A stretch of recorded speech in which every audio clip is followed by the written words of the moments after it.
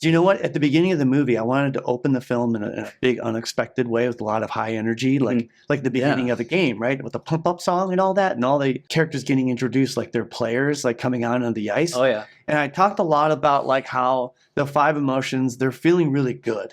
They're feeling like we've got this figured out. We know what we're doing. And I kept saying that they're moving around the console like Riley's moving on the ice, in sync and together. I love that there's like this hockey theme throughout the entire film, obviously, and you're just seeing it with now this new team coming in of emotions. It's literally like now, who can get the most points on either side. Yeah, new players. You have to figure out how to. That way. Yeah, you have to figure out how to play together. I keep saying it's like somebody changed out the playbook, and you're just like, what sport are we playing? What are the rules? I don't understand anything.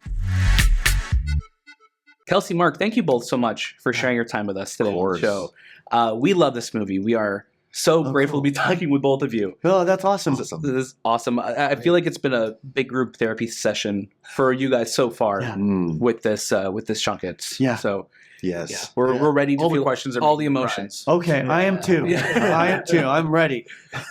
We know as Canadians, we have to first thank you for representing hockey in the best way possible. That is amazing. I'm from Minnesota. Yeah. Pretty close. And I went to school very close to Canada. I was on the other side of Lake Superior. Okay. I was in the Upper Peninsula of Michigan. So very cool. Yes. Although I know nothing of hockey. That's okay. Couldn't tell by watching the film. Okay. Good. Yeah, we cared deeply about keeping it real with the hockey. We had a lot of experts weighing in to help us with the hockey. Yeah. That's good. I love that. We love that. And we're just curious for you guys, when you're looking at hockey, you're looking at skating, how much of that movement informed how Joy moved? Because there's just like this effortlessness to how Joy skates around. There's a beautiful moment right in the first film 9 years ago where she's kind of skating in front of the consciousness screen at the same time as Riley and finds that connection. It's like a time for them both to be sort of living in the same moment. And Riley's asleep at that time too. Like he's dreaming at that moment. And then we were able to explore something in this film in which she is actually conscious and awake.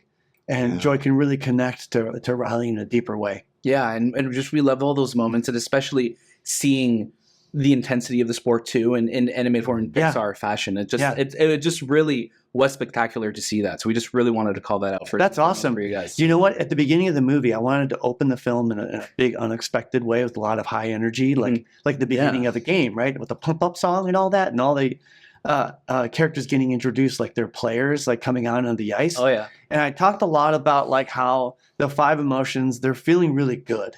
They're feeling like we've got this figured out. We know what we're doing. And I kept saying that they're moving around the console like Riley's moving on the ice, in sync and together.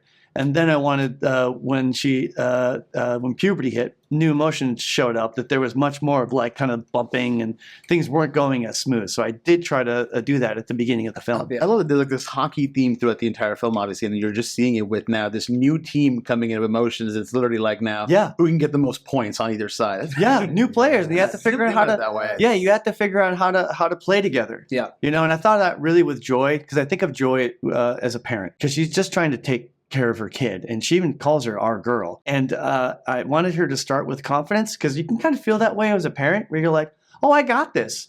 And then they become teenagers, and you're like, I don't know what I'm doing. But you know, it is like, I keep saying it's like somebody changed out the playbook, and you're just like, what sport are we playing? What are the rules? I don't understand anything. That's fantastic. Definitely feel that. And when we talk about these new emotions that you've introduced here, what is the process in kind of figuring out their visual identity when you're making them?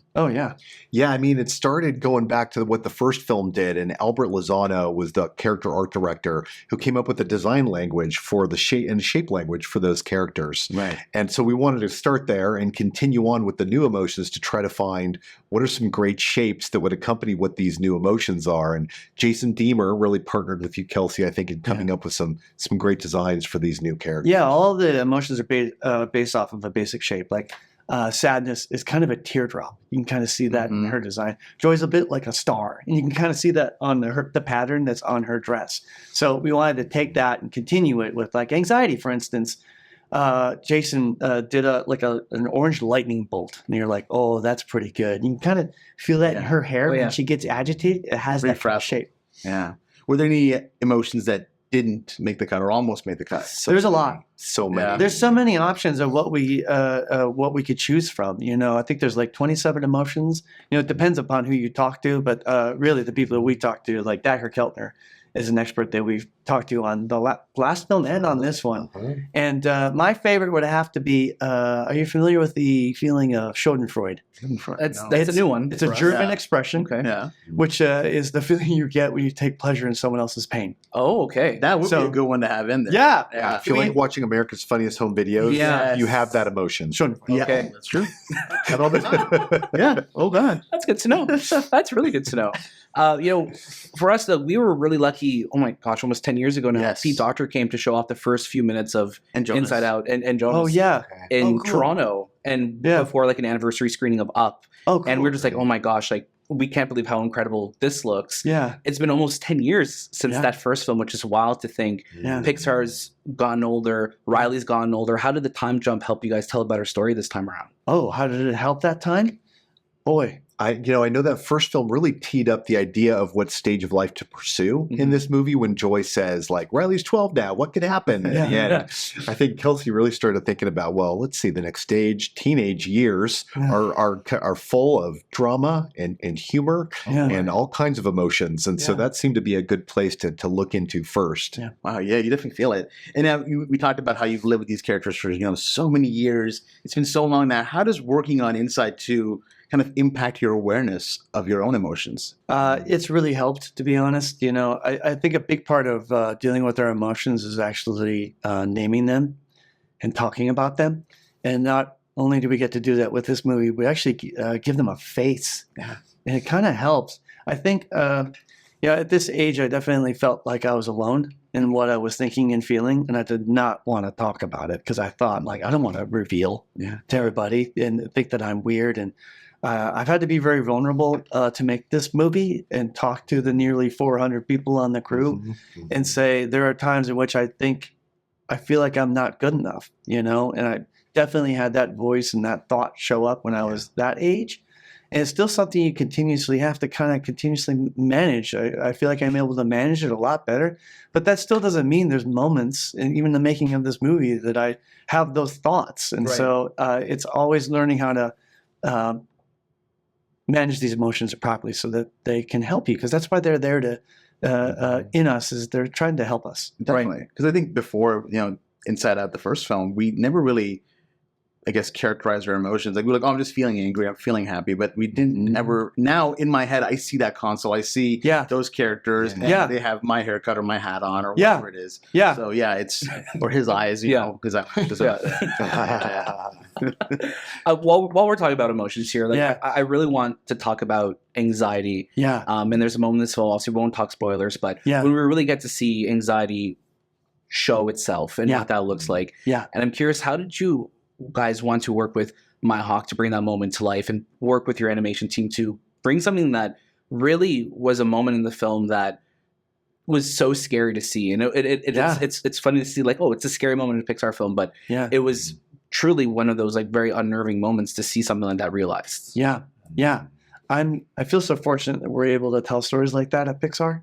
It's I'm proud of doing something bold and real, because we could shy away from it. We didn't want to do that, but we want to make sure that what we're doing is true and authentic and ultimately helpful to a lot of people. And so, that's really why we wanted to make this movie. Yeah, it truly is an incredible moment. So I think upon rewatching it and now speaking with everyone today, I'm really excited for us to have this new appreciation for it as well too. Definitely. Yeah, it's interesting to have an appreciation of anxiety, like now that you're just labeling in a way where you're like, okay, I'm aware of it now. Yeah, and it's gotten a bad rap the past few years, right? As just a full-on villain in your life. Yeah. And so it's been helpful to do a deep dive at like, what is valuable about anxiety? Why do we have it? And how can it help you? Yeah. Because it is there to help you get through stuff, even though it can clearly spin out of control if you let it and if it's not managed. Yeah. It was really great to work with Maya because she really understood the emotion and why we have it. And she gave it that element that was really helpful, which was a little bit of humanity. You can feel the love of Riley that through Maya's performance, and it kind of helped. our earlier versions, we didn't have that as much. And it was really helpful when we got Maya's voice in there. And we talked a lot about that, that you're doing what you're doing because you love her. Yeah. Yeah. And the two of them, I really said, joy and anxiety are like two parents arguing over how to best take care of their child. And they ultimately realize they're both doing a little bit wrong. We're so grateful for both of your time today. Thank you both so much. We really hope we get to talk to you again, and just congratulations on what you and the team have created. It's incredible. And we hope to get to see more Lance Slashblade. Yeah, me too.